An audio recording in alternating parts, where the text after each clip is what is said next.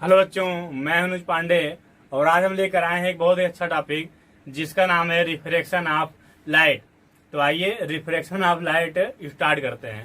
तो हेडिंग कर लेते हैं रिफ्रैक्शन रिफ्रैक्शन ऑफ लाइट। आप लोग हेडिंग कर लीजिए रिफ्रैक्शन ऑफ लाइट। इसकी हिंदी होगी प्रकाश का अपवर्तन। प्रकाश का अपवर्तन। अब प्रकाश का अपवर्तन होता क्या है समझिए, सुनिए। हम इसके लिए दो माध्यम लेंगे। माध्यम क्या होते हैं इसको हम आपको पहले वीडियो में, इसके पिछले वीडियो में जब शुरुआत किए थे फिजिक्स की तभी बता दिए थे, माध्यम, प्रकाशिक माध्यम वगैरह ना। तो वही यहाँ पे हम दो माध्यम ले लेते हैं। ठीक, ऊपर हम मान लेते हैं कि एयर है। ऊपर क्या है? एयर या वैक्यूम है, मतलब कुछ नहीं है। और नीचे जो है वो है वाटर। नीचे क्या भरा हुआ है? वाटर। नीचे है वाटर। तो इसके ऊपर है वैक्यूम या एयर मान लीजिए, एयर ही मान लेते हैं चलिए। इसके ऊपर है एयर और इसके नीचे क्या है? वाटर। इसके नीचे है वाटर। अब इसमें हम एक डाल देते हैं नॉर्मल। नॉर्मल मीन्स हम बता रहे क्या होता है? हाँ सही है, अभिलंब। नॉर्मल मीन्स क्या होगा? अभिलंब। ठीक, अभिलंब मतलब इस पर ये लंबवत है। देखिए 90 डिग्री एंगल बना रहा है ना, इधर से भी और इधर से भी। ठीक, तो ये नॉर्मल हो गया। इसको दिखा देते हैं एन से। अब इसमें होता क्या है, जब प्रकाश की किरण एक माध्यम से दूसरे माध्यम में जाती है, चाहे नीचे से ऊपर जाए, चाहे ऊपर से नीचे, चाहे एयर से वाटर में जाए, चाहे वाटर से एयर में, तब वह अपने मार्ग से थोड़ा विचलित हो जाती है। क्या हो जाती है? तो बोलिए, विचलित हो जाती है। मतलब जा रही थी सीधा तो हल्का मुड़ गई, चाहे इधर चाहे इधर। विचलित होना मतलब भटक जाना ना। तो वही बात यहाँ कह रहा है कि जब प्रकाश की किरण किसी एक माध्यम से दूसरे माध्यम में जाती है तो वह अपने मार्ग से विचलित हो जाता है। ठीक, जैसे आप पढ़ाई कर रहे हो और इसी दौरान आप पढ़ाई के दौरान आपकी शिक्षा चल रही है, आप नौकरी करने लगो कंपनी में, तो आप अपने मार्ग से, जो पढ़ाई का मार्ग है, उससे विचलित हो जाओगे। चाहे थोड़ा ही विचलित हो जाओ, लेकिन विचलित जरूर होगे, क्योंकि आप एक माध्यम से दूसरे माध्यम में चले गए। पढ़ाई के माध्यम से पैसे के माध्यम में, नौकरी के माध्यम में चले गए। ठीक, तो वही यहाँ भी कह रहा है, फिजिक्स भी यही कह रही है कि जब प्रकाश की किरण एक माध्यम से दूसरे माध्यम में जाती है तो वह अपने मार्ग से थोड़ा विचलित हो जाती है। इस घटना को ही प्रकाश का अपवर्तन कहते हैं। कैसे विचलित होती है सुनिए। मान लेते हैं यहाँ पे प्रकाश की किरण यहाँ चली, यहाँ पे पड़ी। ठीक, धड़ाक से पड़ी। अब ये एक माध्यम से दूसरे, ये कोई दीवार नहीं है, ध्यान रखिएगा, जो बनी हुई ये दीवार नहीं है, ये दो माध्यम को अलग कर दिया। इसका मतलब इसके नीचे वाटर है, ऊपर इसके एयर है। ठीक, जैसे मान लीजिए आप देखते हो नदी, नदी के ऊपर क्या रहता है? एयर। और नदी में तो पानी रहता ही है, उसी तरह यहाँ पे है। तो ऊपर से ये हवा में किरण आई और उसके बाद जब इसमें जाएगी वाटर में, तब ध्यान दीजिए ये अभिलंब की ओर थोड़ा झुक जाएगी। इसको जाना कैसे चाहिए था? देखिए ऐसे ना, सीधा आना चाहिए था क्योंकि ऐसे जा रही थी, लेकिन ये अभिलंब की ओर थोड़ा झुक गई। और जान लीजिए जब प्रकाश की किरण विरल माध्यम से सघन माध्यम में जाती है तो वह अभिलंब की ओर झुक जाती है, और जब प्रकाश की किरण सघन माध्यम से विरल माध्यम में जाती है तब वह अभिलंब से दूर हट जाती है। अब ये सघन माध्यम और विरल माध्यम क्या होता है? ये सघन माध्यम मतलब डेंस और रेयर क्या होता है? डेंस माने सघन, रेयर माने विरल। तो समझिए डेंस का मतलब ये नहीं है, यहाँ पे ध्यान रखिएगा। डेंस का मतलब जो है यहाँ पे ये नहीं है कि जिस माध्यम का घनत्व तो ज्यादा होगा वह डेंस कहलाएगा, और जिस माध्यम का घनत्व तो कम होगा वह रेयर कहलाएगा। घनत्व मतलब सुनिए, फील करा देते हैं आपको, कैसे बता रहे हैं हम आपको। घनत्व का मेन मतलब समझिए आप, अभी घनत्व का मतलब इधर में है ना, नहीं समझ पाए होंगे। जैसे जिस वस्तु का द्रव्यमान कम और आयतन ज्यादा होता है, आकार ज्यादा होता है, आकार बड़ा होता है, उसका घनत्व कम होता है। जैसे रुई। अब रुई जो है अगर आप 100 ग्राम ले लोगे, मान लीजिए आधा किलो रुई ले लिए, तो इतनी होगी, कम से कम बता रहे ना, फूल तो हो जाएगी, तो इतना होगी रुई। लेकिन आधा किलो इतनी रुई होगी, ध्यान रखिएगा। और वही आप आधा किलो लोहा ले लीजिए तो ठोस लोहा कितना होगा, इतना बड़ा।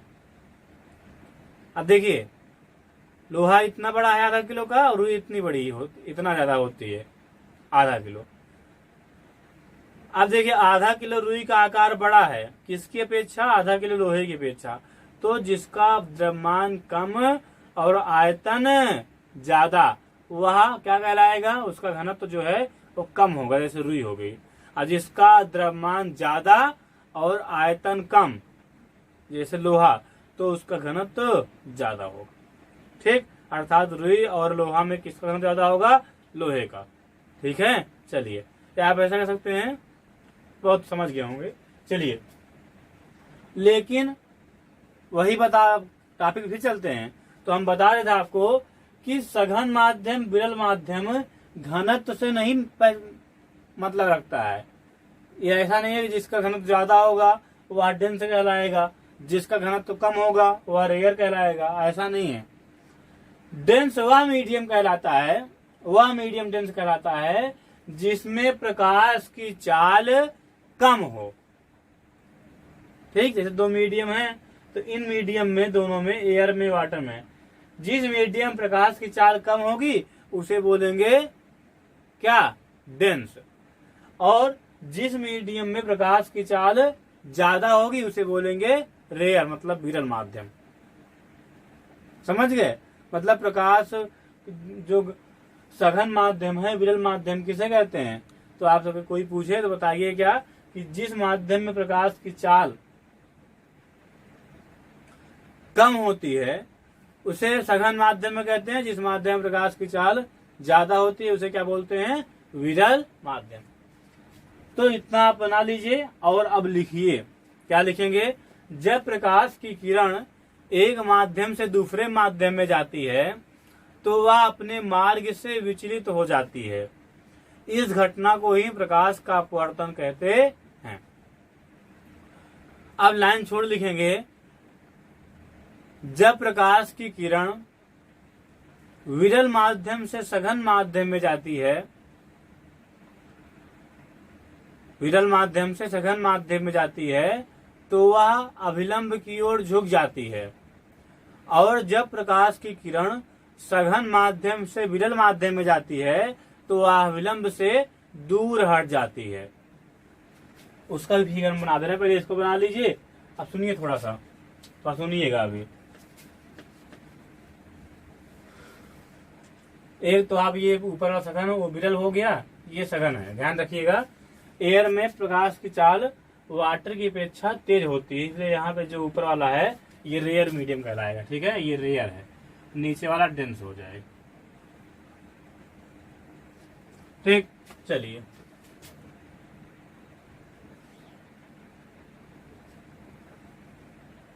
तो जो है अब की बार ऊपर क्या कर दे रहे हैं, वाटर, और नीचे कर दे रहे हैं क्या, एयर। ऊपर वाटर कर दे रहे हैं, नीचे क्या कर देंगे,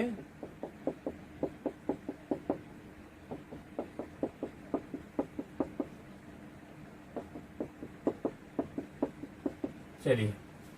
तो अब की बार प्रकाश की किरण यहां से ऐसे गई, ऐसे यहाँ टकराई, और टकराई तो हम बताए कि देखिए अब ऊपर वाला कैसा मीडियम है, अब डेंस ना, वही वाटर ऊपर कर दिए हैं, और नीचे वाला कैसा है, रेयर। तो अब डेंस से रेयर में जाएगा, क्या होगा, विलंब से दूर हट जाएगी। सीधा चला गया, क्या पता नहीं। चल, जाना कैसे चाहिए था इसको, ऐसे, ठीक। लेकिन गया कैसे, ऐसे, क्योंकि अभिलंब देखिए नॉर्मल यहाँ पे है ना, तो यहाँ से और दूर हटा, और अगर विरल सेकंड में जाएगा तो नॉर्मल की ओर और झुक जाएगा। अब सुनिए, अब इन दोनों प्रक्रिया में, प्रोसेस में जो ये जो किरण होती जो यहाँ टकराती है उसे बोलते हैं इंसिडेंट रे। क्या बोलते हैं, इंसिडेंट रे, इंसिडेंट रे। और रिफ्रैक्शन के पश्चात, मतलब दूसरे माध्यम में जो किरण जाती है उसे बोलते हैं रिफ्रैक्ट रे।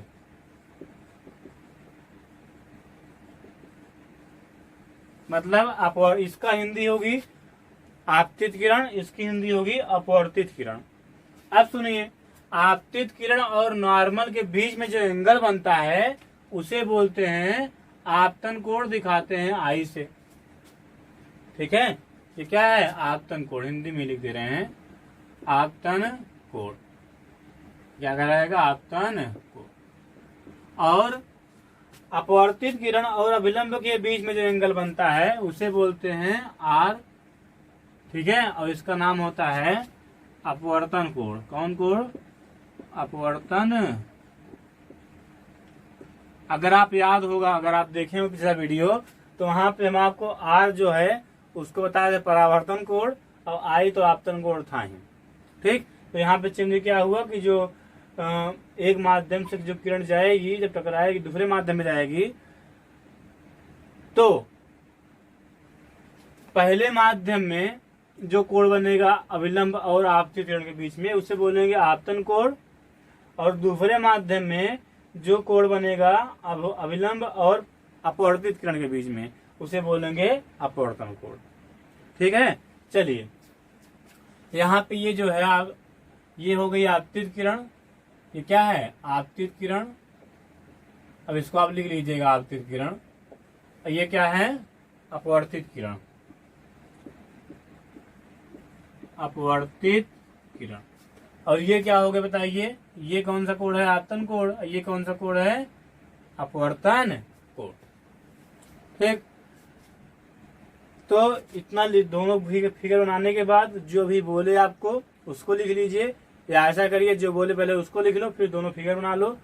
और अब आगे लिखिए, जब प्रकाश की किरण विरल माध्यम से सघन माध्यम में जाती है तो वह अभिलंब की ओर झुक जाती है, और जब प्रकाश की किरण सघन माध्यम से विरल माध्यम में जाती है तो वह अभिलंब से दूर हट जाती है।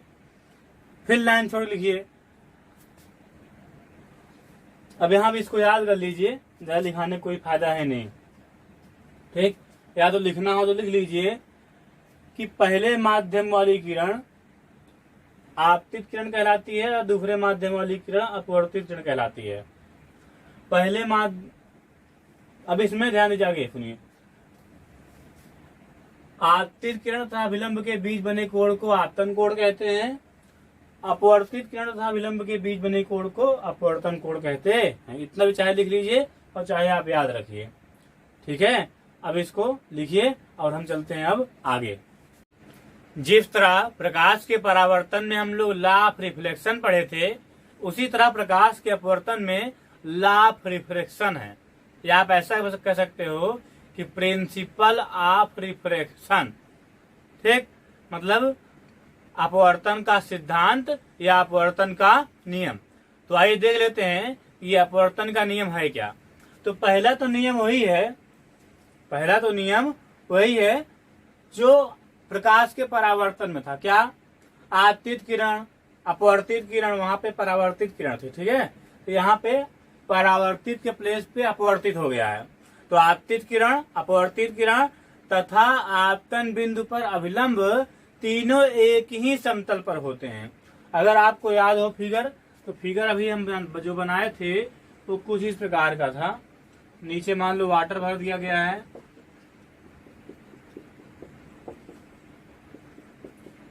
ये वाटर है,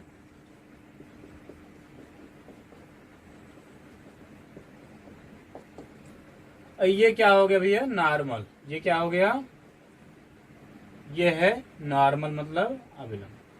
ठीक, अब प्रकाश की किरण मान लेते हैं ऊपर से आ रही है, इधर से, तो ये क्या होगी, अभिलंब की ओर झुक जाएगी, क्योंकि विरल से सघन में जा रही है ऐसे। ये क्या हो जाएगा, आपतन कोण बताया थी भी आपको, और ये क्या हो जाएगा, अपवर्तन कोण। इसे बोलेंगे आपतित, इसे क्या बोलेंगे, अपवर्तित किरण। तो आप देखें तो आपतित किरण जो है ये भी यही मिल रही है, अपवर्तित किरण भी यहीं जा रही है, और अभिलंब जो है वो भी यहाँ जा रहा है इसी तल से। ये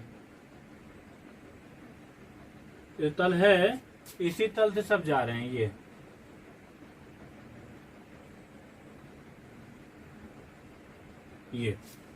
ठीक, तो वही कह रहा है कि आपतित किरण, अपवर्तित किरण तथा आपतन बिंदु पर अभिलंब तीनों एक ही समतल पर होते हैं। ठीक है, अब चलते हैं दूसरे पे।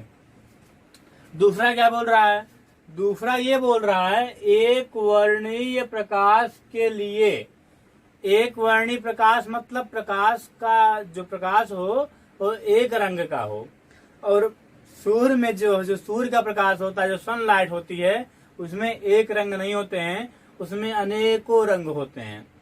ठीक, लेकिन ये ला किसके लिए है, दूसरा ला एक वर्णीय प्रकाश के लिए, मतलब मोनोक्रोमेटिक लाइट इसकी इंग्लिश होती है। आपतन कोण की ज्या तथा अपवर्तन कोण की ज्या का अनुपात एक नियतांक होता है। नहीं मतलब समझे, नियतांक, चलिए समझ लेते हैं। मतलब ये कह रहा है कि जो आपतन कोण बन रहा है उसका ज्या लो, ज्या मतलब साइन, अर्थात साइन आई, और जो अपवर्तन कोण बन रहा है उसका भी ज्या लो, मतलब साइन आर। दोनों जो होते हैं एक दूसरे के अनुक्रमानुपाती होते हैं। कैसे, इसका मतलब क्या हुआ सुनिए। इसका मतलब ये हुआ कि अगर आपतन कोण का मान बढ़ेगा, अगर आपतन कोण का मान बढ़ेगा तो अपवर्तन कोण का भी मान बढ़ेगा, आपतन कोण का मान घटेगा तो अपवर्तन कोण का मान भी घटेगा। ठीक, आप ही सोचिए, मान लेते हैं कि अगर इस किरण को जो ये गई है इसको थोड़ा और इधर से ऐसे जाए, तो ये किरण ऐसे जाने वाली रहेगी, तो यहाँ से कुछ ऐसे जाएगी, यहाँ से देखिए ऐसे, समझ रहे हैं ना। तो आप अपवर्तन कोण जो है बढ़ जाएगा, मतलब जब ये आपतन कोण बढ़ेगा तो अपवर्तन कोण भी बढ़ेगा। और मान लीजिए इसी किरण को थोड़ा और इधर डाला जाए, यहाँ से ऐसे डाला जाए, तो अब जो ये किरण गई है और इधर झुक जाएगी, मतलब अपवर्तन कोण छोटा हो जाएगा। तो यही तो हम कह रहे हैं, प्रैक्टिकली दिखा रहे हैं, ध्यान रखिए आप लोग। तो साइन आई और साइन आर दोनों एक दूसरे क्या होते हैं, अनुक्रमानुपाती। अब प्रपोर्शनल जब भी हटता है तब क्या क्या लगता है, बराबर और कांस्टेंट। तो यहाँ पे बराबर लगाते हैं, कांस्टेंट यहाँ पे लिखते हैं आर, साइन आर हो गया। एन इज इक्वल, एन का मान निकालते हैं तो एन इज इक्वल हो जाएगा sine i upon sine r. इसको सीधा लिखे तो n is equal sine i upon sine r. अब जो यन है ये एक नियतांक है, और इस नियतांक को कहते हैं अपवर्तनांक। इस नियतांक क्या बोलते हैं, अपवर्तनांक। और प्रत्येक माध्यम का अपवर्तनांक निश्चित होता है, कांस्टेंट होता है, ये नोट कर लीजिए। प्रत्येक माध्यम का अपवर्तनांक कांस्टेंट होता है। ठीक, अब अपवर्तनांक कहते किसे हैं, इसको भी सुनिए। अपवर्तनांक कहते किसे हैं, इसको सुनिए। यदि प्रकाश की किरण एक माध्यम से दूसरे माध्यम में जा रही हो तो आपतन कोण की ज्या तथा अपवर्तन कोण की ज्या के अनुपात को पहले माध्यम के सापेक्ष दूसरे माध्यम का अपवर्तनांक कहते हैं। अपवर्तनांक है क्या, समझिए, फीलिंग करिए, सुनिए। चलिए मान लेते हैं यहां से प्रकाश किरण जा रही है, यहां से ऐसे प्रकाश किरण ऐसे जा रही है, ये आई एंगल है, कौन सा कोण है, इसे बोलेंगे आपतन कोण, इसे क्या बोलेंगे, अपवर्तन कोण। अब इसका साइन लीजिए, मतलब साइन आई और साइन आर। ठीक, अब साइन आई का जो मान होगा उसमें साइन आर से आप भाग करोगे तो जो मान निकल कर आएगा उस मान को ही कहते हैं अपवर्तनांक। और प्रत्येक माध्यम के लिए ये वैल्यू निश्चित होती है। अब सुनिए आगे, अगर आपसे किताब में कह रहा है, न्यूमेरिकल में कह रहा है कि जल का अपवर्तनांक 1.33 या 1.5 है, जल का अपवर्तनांक 1.5 है। इसका मतलब क्या हुआ? इसका मतलब ये हुआ कि पहला माध्यम लिया गया है वायु या निर्वात, और दूसरा माध्यम जल, मतलब ऊपर जो है, ऊपर क्या लिया गया है? एयर, और नीचे क्या लिया गया है? वाटर। अर्थात हवा के सापेक्ष जल का अपवर्तनांक कह रहा है कितना? 1.5। अगर कह दे किताब में कि किताब में अगर लिखा या कोई कह दे कि कांच का अपवर्तनांक 1.5 है, तो इसका मतलब क्या हुआ? या 1.33 या 1 कुछ भी कह दे, ऐसे कहेगा तो सबकी निश्चित वैल्यू होती है, लेकिन समझाने के लिए लेते हैं। मान लीजिए बोल दिया जाए कि कांच का अपवर्तनांक 1.5 है या 1.33, वैसे जल का 1.33 होता है और कांच का होता है 1.5। तो अगर कह दिया जाए कि कांच का अपवर्तनांक कितना है? 1.5, तो इसका मतलब क्या हुआ? इसका मतलब ये हुआ कि जब प्रकाश की किरण वायु से कांच में जाएगी, तब आपतन कोण की ज्या जो होगी उसमें परावर्तन कोण की ज्या से जब भाग करेंगे तो कितना आएगा? 1.5। ये बोल रहा है। ठीक, समझ में आ रहा नहीं आ रहा है?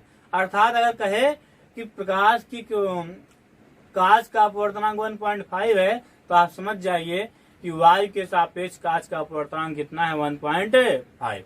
अब थोड़ा अपवर्तनांक को थोड़ा और आगे ले चलते हैं, इसको आप लिख लीजिए और फिर चलते हम लोग आगे। लॉ ऑफ रिफ्रैक्शन देखने के बाद अब हम अपवर्तनांक देख लेते हैं, ये रिफ्रैक्टिव इंडेक्स क्या होता है। वैसे इसको अभी बताए थे हम आपको, लेकिन फिर भी लिख लीजिए उसको हेडिंग करके। तो हेडिंग करेंगे आप लोग रिफ्रैक्टिव इंडेक्स, हिंदी होगी अपवर्तनांक। अपवर्तनांक क्या होता है? तो इसकी डिफिनेशन बताए भी आपको कि यदि प्रकाश की किरण एक माध्यम से दूसरी माध्यम में जाती है तो sine i upon sine r को पहले माध्यम के सापेक्ष दूसरे माध्यम का अपवर्तनांक कहते हैं। इसकी फीलिंग चाहिए, सुनिए क्या होता है। इसके पहले बताए थे आपको। अगर मान लीजिए प्रकाश की किरण किसी एक माध्यम से दूसरे माध्यम में जा रही है, तो आपतन कोण जो बनेगा उसकी ज्या ले लीजिए, मतलब साइन, और जो अपवर्तन कोण बन रहा है उसका भी ज्या लीजिए, मतलब साइन आर, और साइन आई का जो मान हो उसमें साइन आर से भाग कर दीजिए। जो आई वही क्या है? अपवर्तनांक। वो क्या है? अपवर्तनांक। ठीक, आगे लिखेंगे अपवर्तनांक को n से प्रदर्शित करते हैं, इसको लिख लीजिए। तो पहले आप अपवर्तनांक हेडिंग करेंगे, फिर इसको फिगर बनाएंगे, फिर लिखिए इसे n से प्रदर्शित करते हैं। अर्थात n इज इक्वल होगा sine i upon sine r. ठीक है, चलिए। यदि कंडीशन देखिए, अब यदि प्रकाश की किरण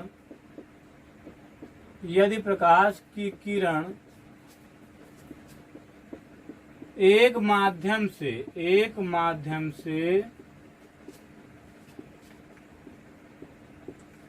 दूसरे माध्यम में जा रही है, दूसरे माध्यम में जा रही हो, दूसरे माध्यम में जा रही हो, तो sine i upon sine r क्या बोलते हैं? 1n2 is equal sine i upon sine r. अब 1n2 का मतलब क्या हुआ? 1n2 का मतलब ये पहले माध्यम के सापेक्ष दूसरे माध्यम का अपवर्तनांक। अगर 1n2 लिखा हुआ है तो कहे कोई पूछे क्या लिखा हुआ है, इसका मतलब क्या हुआ, तो आप क्या कहोगे? पहले माध्यम के सापेक्ष दूसरे माध्यम का अपवर्तनांक। इसको ऐसे भी लिख सकते हैं 1n2, ऐसे लिख सकते हैं। चलिए फिर लिखिए। ठीक है, चलिए अब सुनिए। यदि प्रकाश की किरण दूसरे माध्यम से पहले माध्यम में जा रही हो, दूसरे माध्यम से कौन से माध्यम में? पहले माध्यम में जा रही हो, पहले माध्यम में जा रही हो, तब क्या लिखेंगे हम यहाँ पे, तब लिखेंगे 2n1 is equal sine are, ध्यान रखिएगा, अपान साइन आई। मतलब यही उल्टा हो गया, अभी तक ऊपर से नीचे आ रही तब नीचे से ऊपर, मतलब ये आप बन जाएगा आपतन कोण और ये बन जाएगा अपवर्तन कोण। ध्यान रखिएगा अच्छे से। तो ये बन जाएगा समीकरण नंबर 2 और इसको मान लेते हैं समीकरण नंबर 1। ठीक, समझ में आ रहा है कि नहीं आ रहा है? समझ में आ रहा है ना। अगर एक माध्यम से दूसरे माध्यम में जा रही है तो साइन आई बन साइन आर, और इसी को उल्टा हम लिखे अर्थात दूसरे माध्यम के सापेक्ष पहले माध्यम का अपवर्तनांक, तो 2n1 is equal sine r upon sine i. अब क्या करेंगे सुनिए, अगर देखिए अगर इस समीकरण 1 को 2 से गुणा कर दें तो sine r sine r sine r sine cut जाएगा, तो कर देते हैं फिर। तो लिखो from equation 1 and 2, from equation 1 and 2 समीकरण 1 और 2 से क्या करेंगे 1 and 2 into 2n1 is equal, देखिए sine i upon sine r into sine r upon sine i. यहाँ साइन आई टूडिंग सब टूडिंग हो गया, तो बचा क्या 1 एंड 2 बुरा लग जा रहा था इंटू 2n1 इज इक्वल क्या हो जाएगा 1। ये वो बन गया फार्मूला। ये क्या बन गया फार्मूला। अब सुनिए, अब हम ये तो 2 माध्यम के लिए हुआ, अब 3 माध्यम के लिए एक फार्मूला बना लेते हैं। वैसे होगा क्या बता देते हैं। इसी प्रकार यहां लिखेंगे सिमिलरली, इसी प्रकार क्या, यदि 3 माध्यम हो, यदि 3 माध्यम हो,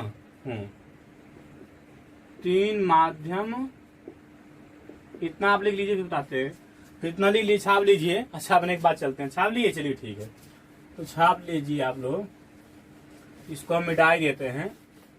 चल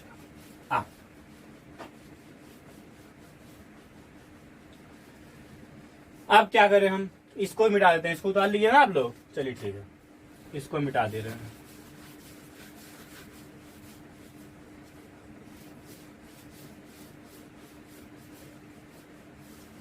चल अब हम 3 माध्यम ले रहे हैं, ठीक है, तो 3 माध्यम लेंगे, ये यहां पे ले रहे हैं।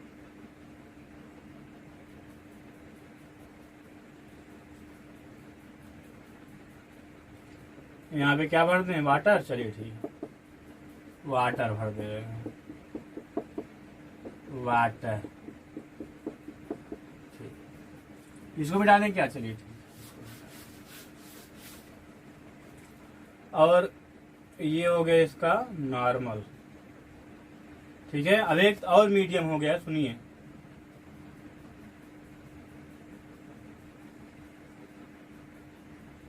ठीक, यहाँ पे एयर है, यहाँ पे वाटर है, यहाँ पे फिर एयर है, समझिएगा। प्रकाश की किरण जो है वो ऐसे यहाँ से टकराई जाके साथ से, अब टकराने के बाद क्या होगा, अभिलंब की ओर झुक जाएगी, तो अभिलंब की ओर झुकी ऐसे, समझा रहा है। चलिए अब ये प्रकाश किरण जो है अब इसमें से इसमें जाएगा, एयर में फिर जाएगा, तो यहाँ जहां पे टकरा रही यहाँ पे फिर एक नॉर्मल खींच लेंगे हम लोग, ठीक है, जहां से गुजर रही है। तो आप देख रहे हैं आप कि अभी तक प्रकाश किरण विरल से सघन में गई, मतलब रेयर से डेंस में, तो अभिलंब की ओर झुक गई, ये हो गया आपतन कोण और ये हो गया अपवर्तन कोण। अब यहाँ से फिर ध्यान दीजिए, अब फिर ये सघन से विरल में जा रही है ना, वाटर से एयर, तो सघन से विरल में जा रही है, तो ये हो जाएगा क्या, कौन सा कोण बताइए, ये जो अपवर्तन कोण है वही यहाँ पे बन जाएगा आपतन कोण। क्या बन जाएगा, आपतन कोण, क्योंकि ये एंगल आपस में बराबर होंगे, समझ में आ रहा है ना। चलिए अब देखते हैं आगे हम लोग। अब आगे अगर मैथ में आप लोग पढ़े होंगे लीनियर मैथ, रेखागणित, तो वहां पे ये सब है। अब आप ध्यान दीजिए, जब प्रकाश की किरण सघन से विरल में जाएगी तो क्या होगा? अभिलंब से दूर हट जाएगी। क्या हो जाएगा? अभिलंब से दूर हट जाएगी। तो यहां से ये अभिलंब से क्या हो गई? दूर। ठीक, देखिए इस तरह के लिए, इस तरह कंडीशन के लिए क्या होगा? 3 माध्यम है, 1 2 3। अगर प्रकाश की किरण जिस माध्यम से चले उसी माध्यम में से निकल जाए, उसी माध्यम में निकल जाए, तब उसके लिए फार्मूला हो जाएगा 1n2 into 2n3 into 3n1 is equal, क्या हो जाएगा? 1। क्या हो जाएगा? समझ आ रहा है कि नहीं आ रहा है? 3 माध्यम हो तो 1n2 into 2n3 into 3n1 is equal 1। समझ में आ गया होगा? ठीक, तो इस फार्मूले का हम यूज न्यूमेरिकल में करेंगे। और अब हम चलते हैं आगे।